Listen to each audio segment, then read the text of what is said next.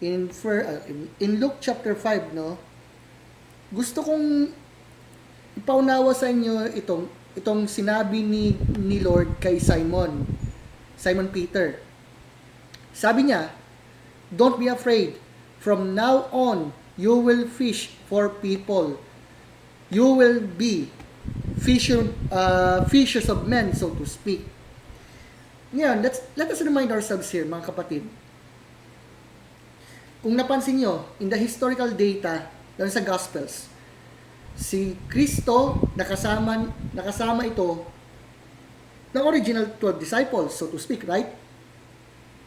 Siyempre, isipin natin, may mga mentoring yan, may mga turo yan, may mga paalala ang ating Panginoon may kinalaman doon.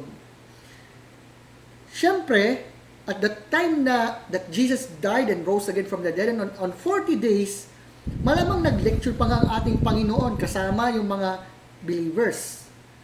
And at the time na si Kristo ay umakyat sa langit, dito na nagkakaroon ng effect, kumbaga, yung command ng Lord na go and make disciples. Ang problema kasi yun sa churches ngayon ay ito. Umaga ng linggo, gising, ligo, bihis, kain, toothbrush, pupunta ng simbahan. Let's say 2 oras yung worship service. First 30 minutes, ayan na, praise and worship. Let's say almost 1 hour, preaching ni pastor. Afterwards, yun, mayroong offering, keme-keme, tapos na. Pag alis ng isang believer sa simbahan, wala na. Yan po yung typical na nangyayari. Okay, andun yung prayer meetings. Yes, it's true. Andun yung discipleship. Andyan na yan. But here's the question na kailangan natin mapag-isipan, mga kapatid. Alam ba natin yung command ng Lord na gumawa ng alagad, so to speak? Kasi malinaw yung sabi we were called to be fishers of men. Hindi po yung tipong tambay ka lamang sa simbahan. Lalo na sa panahon ngayon na maybe maraming mga kabataan ngayon, they claim to be Christian, and yet there are some who did not even follow Christ. There are some who went on to say that they are Christians, and yet hayos niyayakap na kumbaga ang mga makamundong mga bagay. Para saan pa ba yung mga turo ng ating Panginoon kung hindi na isasagawa yun, especially when it comes on what? Discipleship. That's why, you know what? It is a big reminder to all of us here, mga kapatid, mga kaibigan. Para saan ba't naging Kristiyano ka kung hindi man natin nagagawa kung ano yung dapat natin gawin para maipalaganap ang mabuting balita? We already know that God exists. We already know that the Bible is true. We already know that Jesus had risen from the dead. We already know that Jesus is the way, the truth, and the life, and no man comes to the Father except through Him. Pero kamusta po yung mga natutunan natin? Naisasagawa ba natin? Naisasabuhay ba natin? Yes, it's true. Totoo. Hindi po biro. There are times na nadadapa tayo. That's why we need Savior every single day of our lives. That's why we must have to remember the gospel every day. But guys, listen. Ang lawak din ng platform. Facebook, Twitter, YouTube, Instagram, TikTok. Most of you nasa school. Even I myself nasa school din naman, no? Pero kayo mga kabataan, so to speak, listen very carefully. Malawak pong impluwensya nyo. Malawak. Pero, kamusta naman po tayo? Okay, maybe there are some of us, let's say maraming alam sa Bible,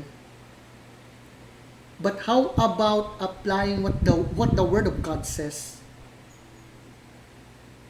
We claim to be Christian, and yet we even don't know how to present the facts that God exists. And even if we present it, how about our lives? Kasi tingnan nyo, maybe there are some natatakot ako, baka pagtawanan ako. natatakot ang ganito. Okay, we understand that. Pero di ba, sabi, I can do all things through Christ who strengthens me. Nawa, yung passage na binasa ngayon, yung Luke chapter 5, noong time na tinawag talaga ng Lord itong si Apostle Peter and the rest of them, and when Jesus said that they will be fishers of men, sumunod na sila kay Christ. How about us?